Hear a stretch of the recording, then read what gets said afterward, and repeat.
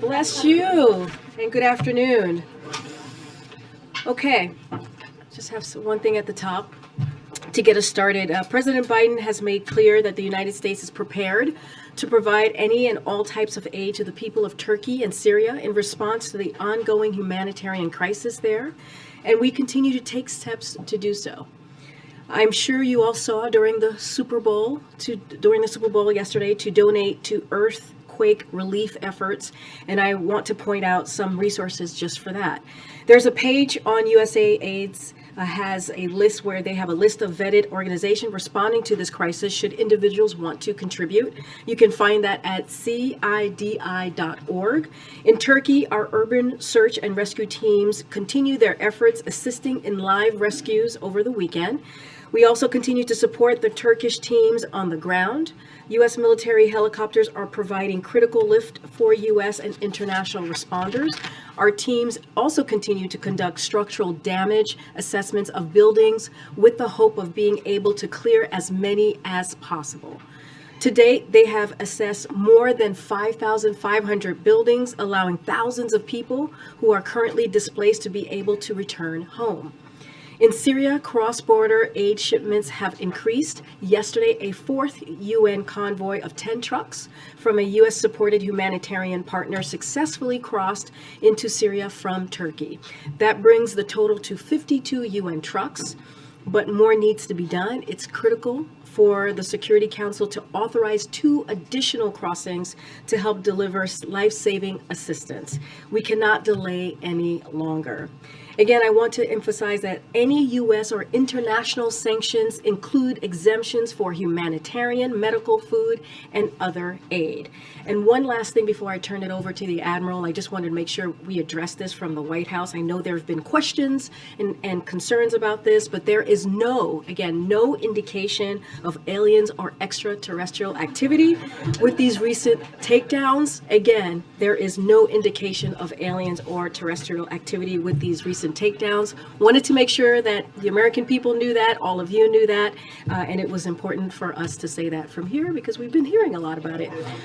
I'm not. Would you tell us? I'm just, I loved E.T. the movie, but I'm just going to leave it there. With that, with all seriousness, I know there's a lot of questions about the flying objects. Admiral John Kirby is here with us today, and he's going to have a couple things to say at the top about it, and then take your questions, okay? Thanks for clearing that up. Makes my job easy. I do have quite a few comments here at the top, so I do hope that you'll just bear with me and then be happy to take whatever questions you might have. So I'd like to begin today by updating you on our efforts to recover the debris of several objects that the United States Air Force shot down over the last few days, as well as that of the spy balloon belonging to the People's Republic of China. And I'd like to put into some context for you how we have worked and are still working to better understand the issue of high-altitude, low-speed craft. Now let me start with the Chinese program. When President Biden came into office, he directed the U.S. intelligence community to do a broad assessment of Chinese intelligence capabilities and to ensure that we were working to detect and to protect against them.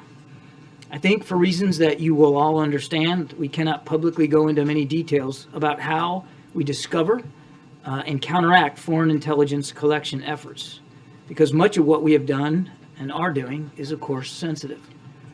But we were able to determine that China has a high-altitude balloon program for intelligence collection that's connected to the People's Liberation Army. It was operating during the previous administration, but they did not detect it. We detected it. We tracked it. And we have been carefully studying it to learn as much as we can. We know that these PRC surveillance balloons have crossed over dozens of countries on multiple continents around the world, including some of our closest allies and partners. We assessed that at this time, these balloons have provided limited additive capabilities to the PRC's other intelligence platforms used over the United States. But in the future, if the PRC continues to advance this technology, it certainly could become more valuable to them. The President also instructed the intelligence community to take a broad look at the phenomenon of unidentified aerial objects. Indeed, President Biden conducted the first ever daily intelligence briefing session devoted to this phenomenon back in June of 2021. He was briefed that this is not just an issue for the United States, but one for the rest of the world. And as I said, our friends and our partners are dealing with this as well. We worked on a bipartisan basis to stand up an office at the Pentagon to study this, in partnership with the intelligence community, academic institutions, and the private sector. These unidentified aerial phenomena have been reported for many years without explanation or deep examination by the government. President Biden has changed all that. We are finally trying to understand them better. Now, in light of the Chinese balloon program and this recent incursion into our airspace, the United States and Canada, through NORAD, have been more closely scrutinizing that airspace, including enhancing our radar capabilities, which, as the commander of NORTHCOM and NORAD, General Van Herk, said just last night, may at least partially explain the increase in the objects that have been detected. Slow-moving objects at high altitude with a small radar cross-section are difficult to detect on radar. Even objects the size of the Chinese spy balloon, which had a payload the size of roughly 3 school buses, were not picked up by previous administrations or other countries.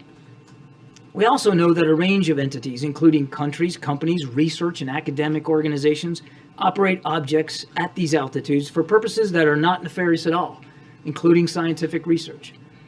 That said, because we have not yet been able to definitively assess what these most recent objects are, we acted out of an abundance of caution to protect the security, our interest, and flight safety. In Saturday's case, we acted in consultation with the Canadian government, the President speaking personally with Prime Minister Trudeau. The spy balloon was, of course, different because we knew precisely where that was. As we have said, we do not assess that these most recent objects posed any direct threat to people on the ground, and we are laser focused on confirming their nature and purpose, including through intensive efforts to collect debris in the remote locations where they have fallen. In each instance, we have followed the same basic course. We assessed whether they posed any kinetic threat to people on the ground. They did not. We assessed whether they were sending any communication signals. We detected none. We looked to see whether they were maneuvering or had any propulsion capabilities. We saw no signs of that. And we made sure to determine whether or not they were manned. They were not. We did, however, assess that their altitudes were considerably lower than the Chinese high-altitude balloon and did pose a threat to civilian commercial air traffic. And while we have no specific reason to suspect that they were conducting surveillance of any kind, we couldn't rule that out. That is why the President, at the recommendation of the Secretary of Defense, the Chairman of the Joint Chiefs of Staff, and the NORTHCOM NORAD commander, gave the order to shoot them down. These missions were completed successfully and safely. Efforts are actively underway right now at all sites to find what is left of those objects so that we can better understand and communicate with the American people what they are. I think it's important to remind the objects in Alaska and Canada are in pretty remote terrain, ice and wilderness, all of that making it difficult to find them in winter weather. The object over Lake Huron now lies in what is probably very deep water. So outside of recovery operations, what are we doing? Well, first, we are continuing to monitor. There are no active tracks today, but the professionals at NORAD will continue to do their important work. Secondly, we are consulting with allies and partners on the challenge of identified aerial phenomenon and how we can all work together to deal with that challenge. The President has directed the Secretary of State, Secretary of Defense, and the Director of National Intelligence to engage with their relevant counterparts to share information and to try to gain their perspectives as well. Again, this is an issue that affects everybody around the world. Third, we will continue to brief members of Congress and relevant state leadership on what we are doing and what we learn. The President has made this a very top priority. We have, over the course of just the last few days, and certainly over the course of last week, reached out to inform and brief members of Congress and relevant state governors of the operations that we were conducting and of the recovery operations that are underway. We've also kept Congress briefed generally on this issue of Chinese surveillance balloons, including classified briefings last August. And last week, administration officials provided classified briefings for all senators and all members of the House of Representatives on the PRC surveillance balloon. We fully expect and anticipate and support the ability to continue these briefings in the days ahead. And fourth, the President, through his National Security Advisor, has today directed an interagency team to study the broader policy implications for detection, analysis, and disposition of unidentified aerial objects that pose either safety or security risks. Every element of the government will redouble their efforts to understand and mitigate these events. And I'm happy to take some questions. John, if the objects don't pose a military threat and they don't pose a threat to anybody on the ground, why shoot them down? Particularly because the military is routinely monitoring radar blips and such. I kind of covered that in the opening statement. Two real reasons here. First, there was a very real potential risk to civilian air traffic. The one shot down on yesterday was about 20,000 feet, and the two shot down Friday and Saturday were at about 40,000 feet. And as you know, transcontinental air traffic is roughly around 30,000 feet. It depends, of course, on weather. And so because we assessed that they weren't manned and weren't being controlled, therefore left to atmospheric conditions, the real risk to safety of flight was a problem. The second purpose, and I talked about this earlier too, was even though we had no indications that any of these three objects were surveilling, we couldn't rule that out. And so you want to err on the side of safety here in terms of protecting our national security interests, and the fact that these objects could have and likely did at some point in their path transit over potential military sites of ours or sensitive sites. So again, out of an abundance of caution for those two reasons, the President, with the recommendation of his military leaders, directed them to be taken down. Because it's so unprecedented, should the public be hearing from the President directly on this? We have been, I think, as transparent as we can be. I won't speak for the President's personal speaking schedule, but I mean, he has been deeply engaged in every one of these decisions. He's been kept informed, including as of this morning, on what's going on with recovery efforts, and he's very much staying on top of the issue and directing his team to make sure we are properly consulting and briefing not just members of Congress but state leaders as well. And of course, we're also doing what we can in the public sphere. Can you leave the European countries? Wait a second, sir. Excuse me. Thank you, John. What is the President's standard going to be going forward about when he orders an unidentified object shot down? It comes down to one simple formulation, and that's if at the recommendation of his military leaders, he believes that the safety and security of the United States, the safety and security of the American people, his prime responsibility, warrant that kind of a decision. So it's possible we could see these shoot downs on a regular basis like we saw over the weekend? I don't think it's useful for me to get ahead of where we are right now. The President will always side on preserving and protecting the safety and security of the American people. You said we're not flying any surveillance balloons over China. Are we flying any other kind of surveillance craft routinely over China? We are not flying surveillance balloons over China. I'm not aware of any other craft that we're flying over into Chinese airspace. And then finally, can you tell us anything more about this octagonal object? How big was it? We're still trying to assess what that was. I'm not going to get into a description. I've seen the press reports about what it looked like. I think we all need to be humble here in terms of what our ability is to positively identify stuff from fighter aircraft that are going several hundred miles an hour past, essentially, in terms of relative motion, a stationary object that was not very big.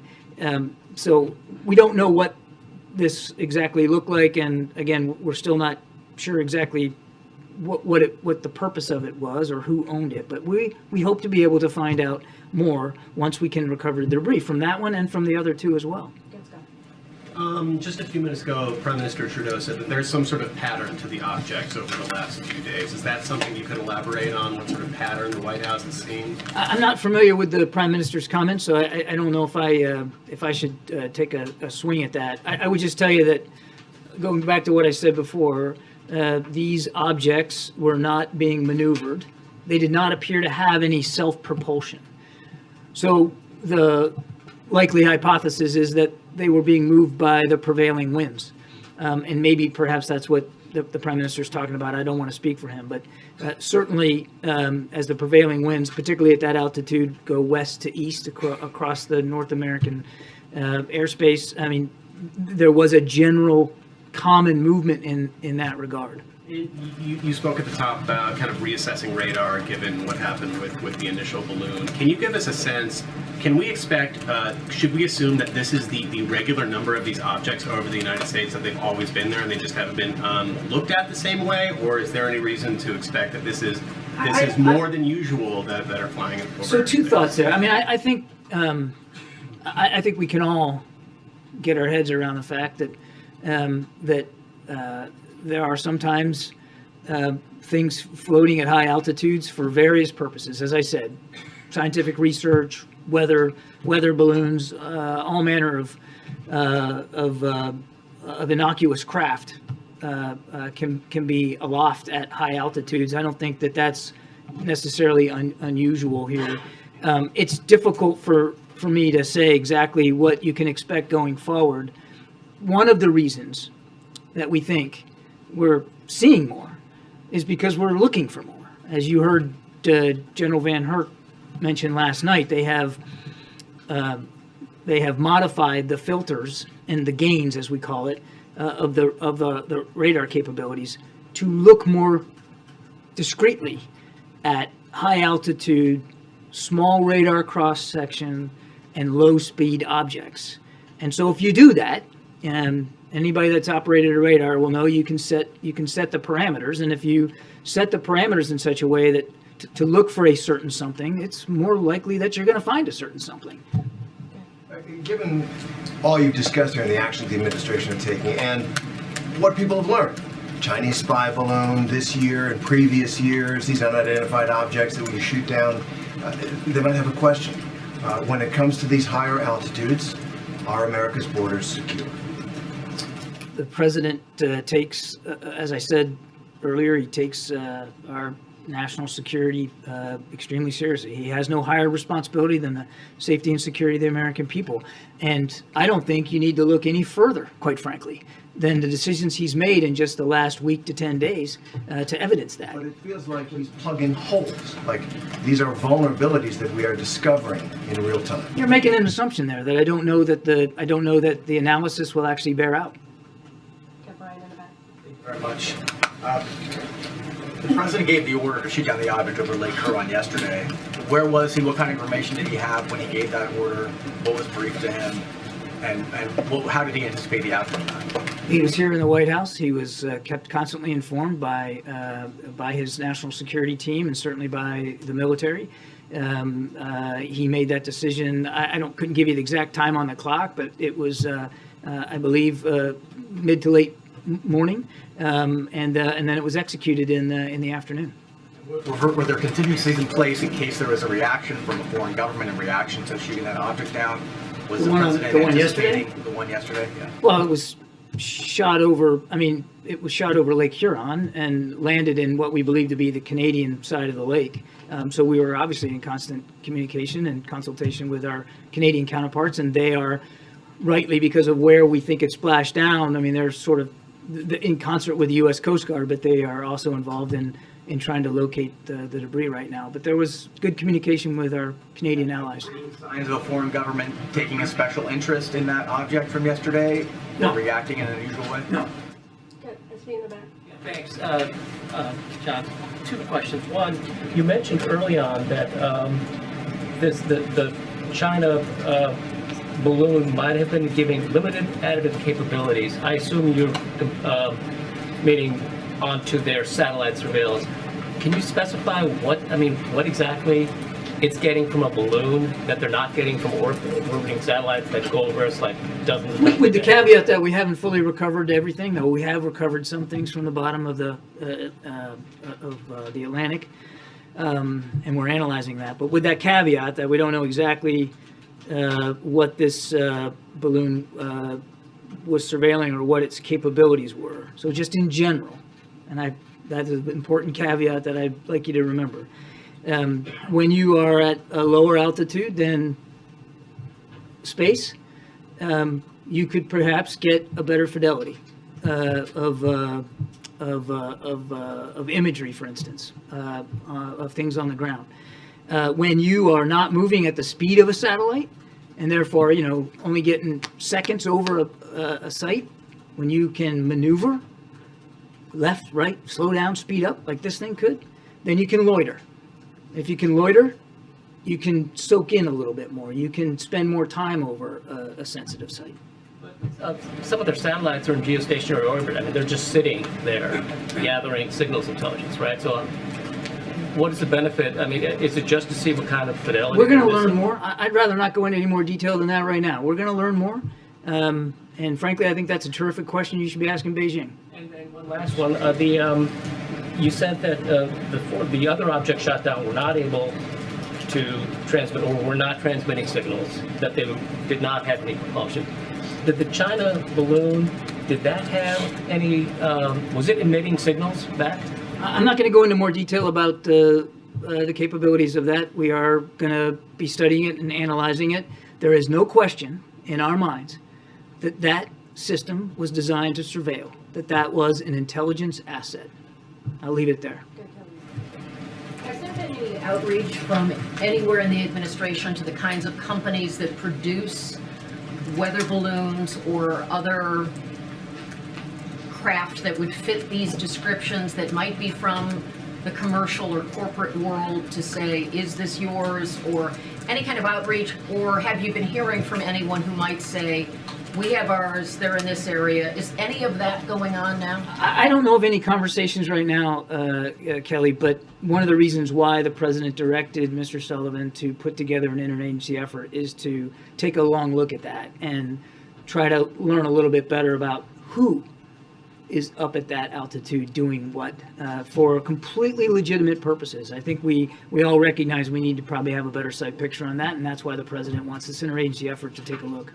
And what kind of intelligence might be happening in terms of the diplomacy that's going on or whatever, if these are state-owned objects? I'm not sure I understand what you mean. Is there a network of conversations that might be happening where someone might be able to say, based on this octagonal description, that, hey, that sounds like the so-and-so? Is there some conversations that are happening that might be able to give us some descriptions? The short answer to your question is yes, and I talked about that in my opening statement. The president also directed Secretary Blinken, Secretary Austin, Director Haynes to have these kinds of conversations with our allies and partners around the world, to share with them what we're learning, but also to get their perspectives. The Chinese were quick to say it's ours, but it was for commercial purposes. Yeah, again, we're going to have those kinds of conversations with our allies and partners to see what kind of experiences that they have had, what we can learn from them, what perhaps they can learn from us. And are we still with object, or can we call them balloons? Still with object.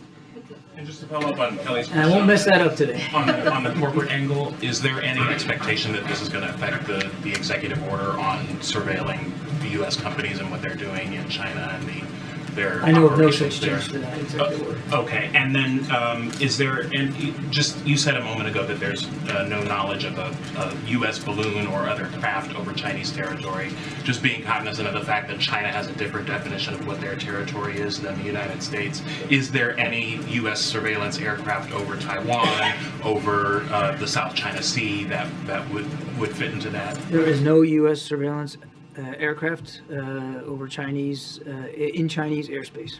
Okay, even Chinese claimed airspace. There is no U.S. surveillance aircraft in Chinese airspace. Okay, and then just finally, is there any new formal approach that's being developed as far as how you're going to deal with these things on a systematic basis going forward? Is there Well, again, that's exactly what the president wants Mr. Sullivan to run, as a process, an interagency process, to help us, as I said in my opening statement, get around the policy implications here, and whether or not there needs to be any policy changes going forward. No precedent for U.S. fighters taking down objects over U.S. territory, as far as I'm aware of. I guess my question is, you talked about the tweak in the radar systems. Yeah. Has there been a tweak in the threshold for the Pentagon presenting to the president signing off on military action related to anything over our airspace? I'm not sure I'm following what you In the mean. wake of the Chinese spy balloon, Yeah. the radars were tweaked, which is why you think you're seeing some of these things. Right. Has the decision about, or has the threshold for the use of fighters to take down objects also been tweaked? Has it been lowered? Has it been changed? We've never seen this before. All of a sudden we've seen three Actually, days. I'm sorry, I didn't understand it at first. No, I mean, and you heard General Van Herk talk about this last night. He's using established protocols to engage craft in the air, aircraft in the air, that can be legitimately brought down. And as he said last night, the best way to do that, certainly in a timely and efficient, effective way, was through fighter aircraft and through these Sidewinder air-to-air missiles. And they looked at, and he talked about this, they looked at other options to try to bring them down, to include gunfire, but that would have presented a greater risk to the pilots themselves. So this was the safest, most effective way to do that. Now, where we go from here, I think we just don't know right now in terms of whether there needs to be threshold changes, as you put out. I think it's important to just take a step back here and remember what the president did was ordered these actions with the safety and security of the American people foremost in his mind. And there were very good reasons to do it. The military then, once given an order, determines how they're going to execute that order. General Van Herk decided that the best way to do this was with Sidewinder missiles and fighter aircraft. And just if we can put a sharper point on it, this isn't reactive to the Chinese spy balloon in the sense of there was political pressure, and so we are going to act quickly to take down any objects over our airspace because of the pressure that came from, say, Republicans. These were decisions based purely and simply on what was in the best interest of the American people. Thanks, John. John, does the U.S. government have video or imagery of these latest intercepts, and will you guys be releasing it? You'd have to talk to DOD about that, Jackie. I don't know what kind of imagery might exist, and they'd be one to talk about whether they're releasable or not. Obviously, certainly with respect to the spy balloon, we want to make sure that we are gleaning what we can from this imagery, so that we can answer your questions better. And so to what degree there is or will or will not be public release, I do want to stress that, we're going to want to make sure that we have had a chance to analyze that imagery for ourselves as much as possible. Following up on Phil's question, I guess what we're trying to discern is, you said earlier, we're looking for these more, so we're finding more. And so I said that could be one reason why we're finding more. One reason, but what we're getting at is, why are we all of a sudden shooting them down? And to add to that, the NORAD commander, for instance, said that when the first spy balloon was crossing over American and Canadian airspace, one of the reasons that he couldn't take action was because his assessment was that it didn't pose a military threat or have hostile intent, and so he couldn't take action there. It seems like maybe that protocol has changed, or his ability to make that call where there is not an imminent threat militarily or physically might have changed. So can you explain to us what changed? Why are we shooting them down all of a sudden? I kind of feel like I took care of that in my opening statement, but I'm happy to revisit it. I mean, really two reasons here. And these are certainly in both cases, they're different. I mean, I think we need to separate the Chinese spy balloon. We knew what it was. We knew where it was going. We knew what it was trying to do. And by not taking it down, I mean, that was also a huge payload. Like I said, the size of 3 school buses. So really the option of shooting that down over land wasn't a legitimate option because somebody really could have gotten hurt. And we used the time available to us, knowing what this thing was all about. We used that time to study it, to learn from it, to collect on it. Then taking it down at the earliest opportunity in the water. And we have retrieved some of that debris off the bottom, and we're studying that. Hang on a second, I'll be right there. So let's separate that from these other 3. And these other 3, what are some of the differences? Altitude's a big difference. Is that the threshold now? A risk to civilian aircraft? Let me get through this. And then altitude's different. The Chinese spy balloon was at 60,000 plus, well outside commercial air traffic concerns. These 3 were right on the border of it. So there was a legitimate concern there. Chinese spy balloon, we knew exactly what that thing was. And we knew what it was trying to do. And we saw it, Jackie, as it slowed down, sped up, maneuvered a little bit, trying to get a look at what we believe to be sensitive military sites. These other 3, they didn't have propulsion, they weren't being maneuvered, it was basically they were being driven by the wind. We don't know for sure whether they had a surveillance aspect to them, but we can't rule it out. So there was enough uncertainty there that, again, out of an abundance of caution, doing the prudent thing, the president directed that they get taken down. And I get where you're going. Is this the standard going forward? And we're gonna dive into this. We're gonna learn from these 3 events. We're gonna continue to study what happened. We're gonna have an interagency effort that helps us get around the policy implications here, and we'll see where this goes. But bottom line for President Biden is, you got to do the right thing for the American people, for our safety and security. Is it strange that no one's claimed these yet as theirs?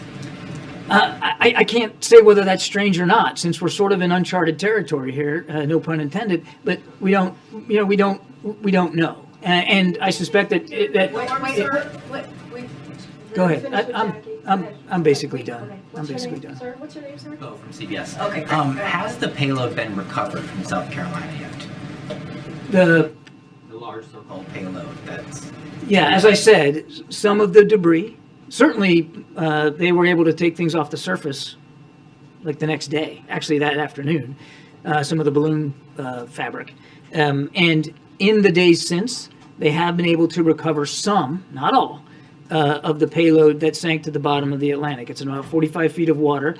Weather conditions are pretty tough off the coast right now. Like today, for instance, they have not been able to get into the water and dive on it. But over the course of the weekend, they were able to raise some of the debris, including some of the electronics and some of the structure. Do you have an expectation of when all that payload is going to be collected? I don't. I wish if I could tell you that, I'd be a very wealthy man. I mean, it could take a long time, given the sea state and weather conditions and the degree to which we have to protect the safety of the divers. And one last question. You said you were unsure of the surveillance capabilities of these latest objects.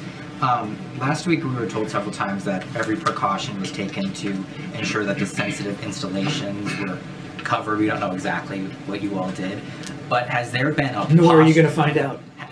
Well, has there been a posture change nationwide regarding all of these sensitive sites? If you're proactively,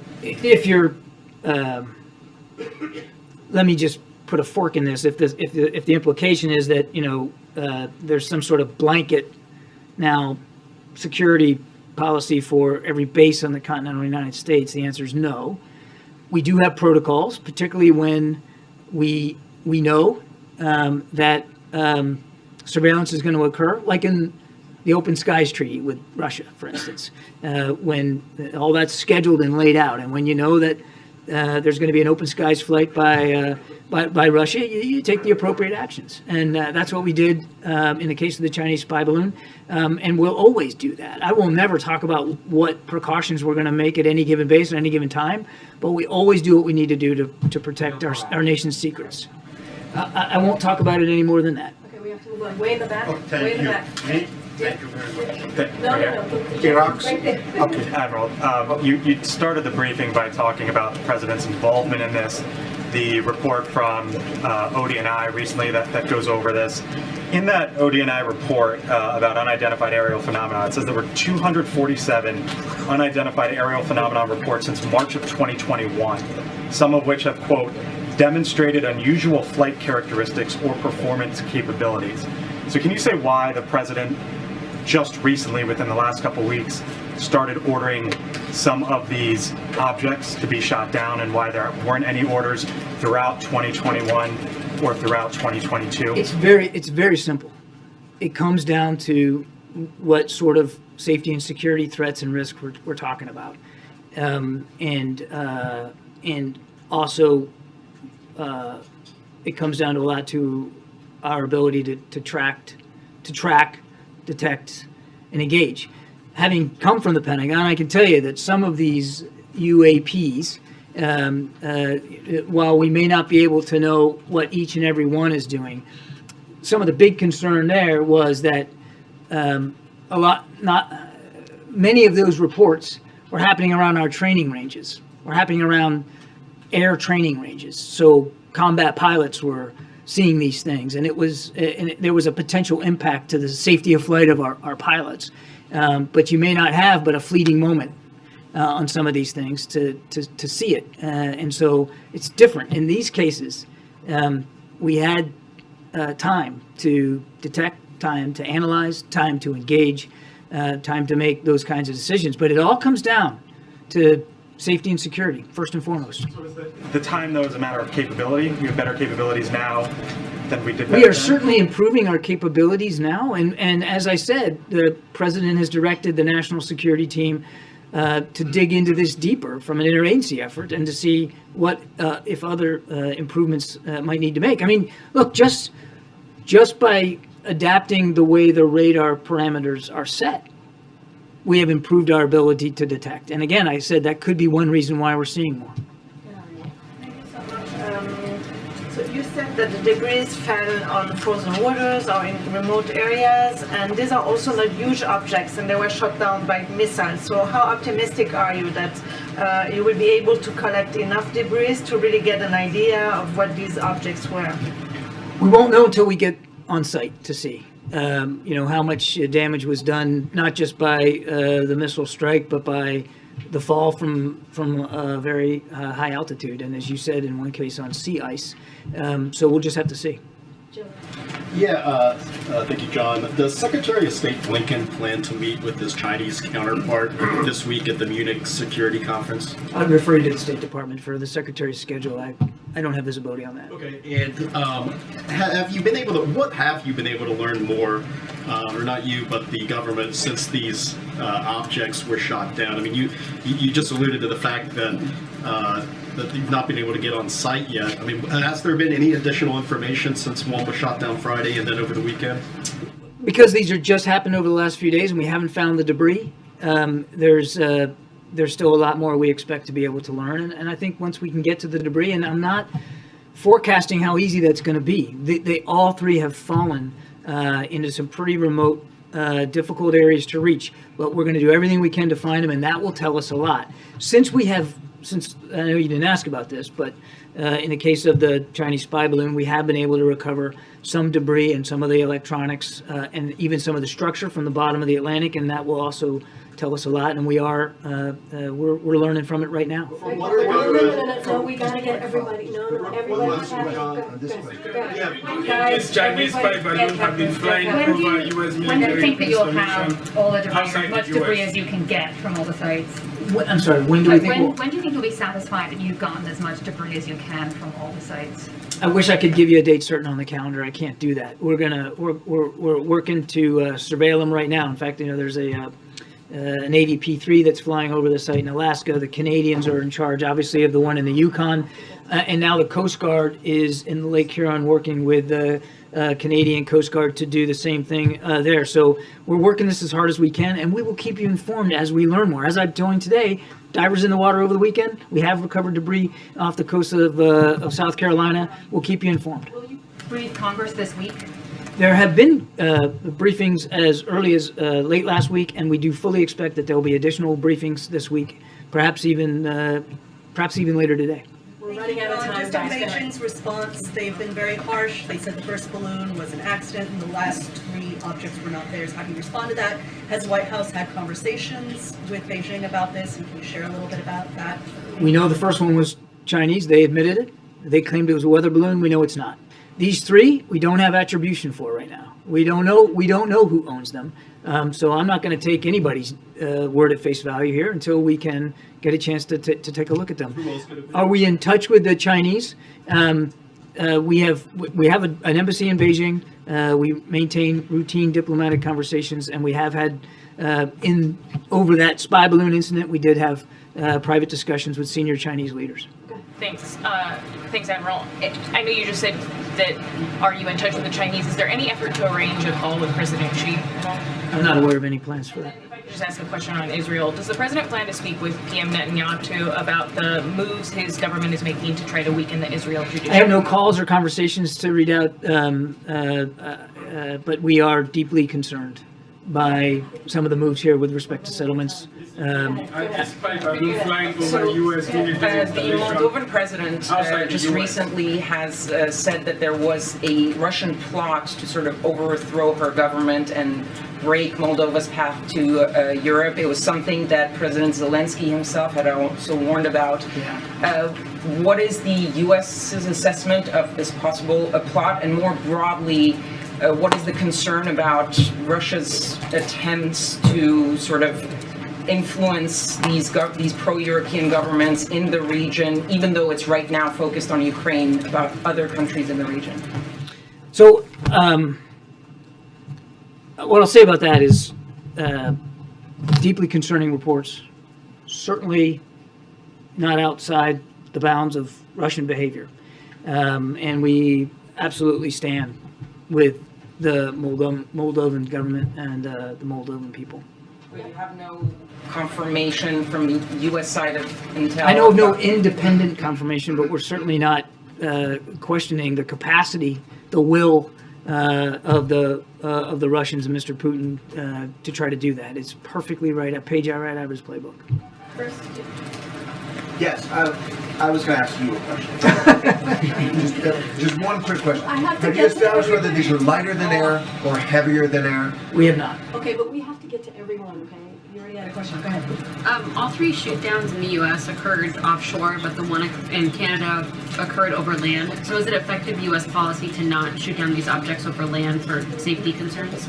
I wouldn't read into this some kind of policy decision. We will always, in deciding whether something should be taken down or not, consider the impact on the ground.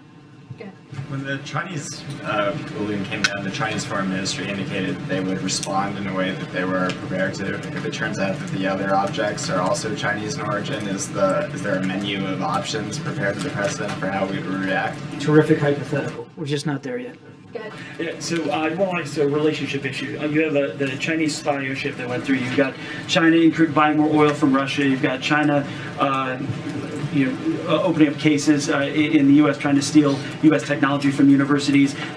President Xi is going to be meeting with the Iranian president. At what point do you review a big review of the U.S. relationship with China? And at what point does the president ask for a call from President Xi? Again, I don't have a call to talk about today. Let me just, again, level set here, and I know I'm running close on time, but sorry. No, it's not your fault. But the president met with President Xi at Bali at the G20.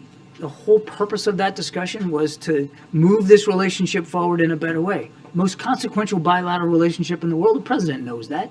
And he wanted to move that relationship forward in a better way. And Secretary Blinken was dang near wheels up, trying to head to Beijing to have those kinds of conversations, to get some of these communication vehicles and venues back on track, whether it's climate change or military to military. We were willing to do that. We were looking forward to doing that. And then the Chinese decided to fly a surveillance balloon over the continental United States, and it wouldn't have been appropriate to have that meeting. When are those discussions going to get back on the calendar? I couldn't tell you. As Secretary Blinken has said, it'll happen at the appropriate time. Now is not that time. It doesn't mean, and people shouldn't take away from this, that all communication has been severed between the United States and China, that Beijing and Washington aren't talking. We still have an embassy there. We still have an ability through Secretary Blinken's good offices to communicate with senior Chinese leaders. Unfortunately, the Chinese military is not interested in talking to Secretary of Defense Austin, but there are still ways to communicate. And the president would tell you that now's exactly the time to at least preserve some of those lines of communication so that we can avoid miscalculation. Set back the relationship. Has this list of things set back the It relationship? has certainly not helped us move forward in the way that we wanted to move. All right, last question in the back. And that's going to be the last question for the briefing. No, sir. No, sir. No, right here. James, okay. Me? Oh, thank you. Last Friday, you answered my question about President Biden's message during his trip to Poland. But I'm wondering why he specifically chosen Poland for this trip, since so many countries are helping Ukraine, and he visited Poland 11 months ago. The president's really looking forward to this trip. Certainly not lost, I'm sure, on any of you that it's timed around what sadly is going to be a year of war in Ukraine. Poland has been a strident ally, a tremendous supporter of Ukraine, and a generous host, not only to American troops, but millions of Ukrainian refugees who have fled there in safety. The Poles are, pardon the pun, but they're punching well above their weight, and we very much appreciate all the support. The President wants to thank President Duda in person. He wants to thank the Polish people in person. He wants to make broader points about how it's important for the kind of courage and unity we're seeing out of Poland and so many NATO allies continues sadly into what will now be a second year of war. What's the message to the people of Poland? Okay, thank you very much. We actually have to end the briefing. Thank you, Karine, and thank you, Admiral. Naturally, I have two questions. One on the unexplained aerial phenomenon, and the second will be on the Russia-Ukraine war. My understanding is that the top officials in the Pentagon, when asked explicitly if they were ruling out any kind of extraterrestrial presence, said they weren't ruling anything out, and yet at the beginning of today's briefing, albeit with her usual winning smile, Ms. Jean-Pierre seemed to rule out any extraterrestrial activity. I don't think the American people need to worry about aliens with respect to these craft, period. I don't think there's any more that needs to be said there. On the Russia-Ukraine war, as we approach the anniversary, in the days immediately after the commencement of the conflict, we heard from senior U.S. officials such as the CIA director in congressional testimony that President Putin had been observed by U.S. officials to have constricted his decision-making circle during the pandemic, that he was making erratic decisions, and these were seen to have played out in what happened on the battlefield. As we approach this year anniversary, what do we observe about President Putin's decision-making now, the caliber of his decision-making, and also his grip on power in his own country? Has any of that changed over the course of the year? I can't speak to the way Mr. Putin gets advised and how he, who's advising him and what they're saying. I couldn't begin to get inside Kremlin decision-making processes. Clearly, Mr. Putin is not making good decisions. Shouldn't have invaded in the first place. This is a country that posed no threat to anybody, let alone Russia. Clearly, he hasn't made sound decisions, nor has his military, with respect to their performance on the battlefield. They're still suffering some of the same problems they were a year ago. Logistics, sustainment, integration of joint fires, manpower personnel, unit cohesion. I could go on and on. The Russian military is still struggling. They have not surmounted these problems. And it's borne out by the fact that he continues to change generals the way I change socks. So, I mean, he's still struggling. Sorry, guys, we have to end the briefing. I got to go into the Oval, but I will see you tomorrow. And thank you for the compliment on the smile. I appreciate that. But I'll be back tomorrow. Thanks, everybody. Have a great Thanksgiving.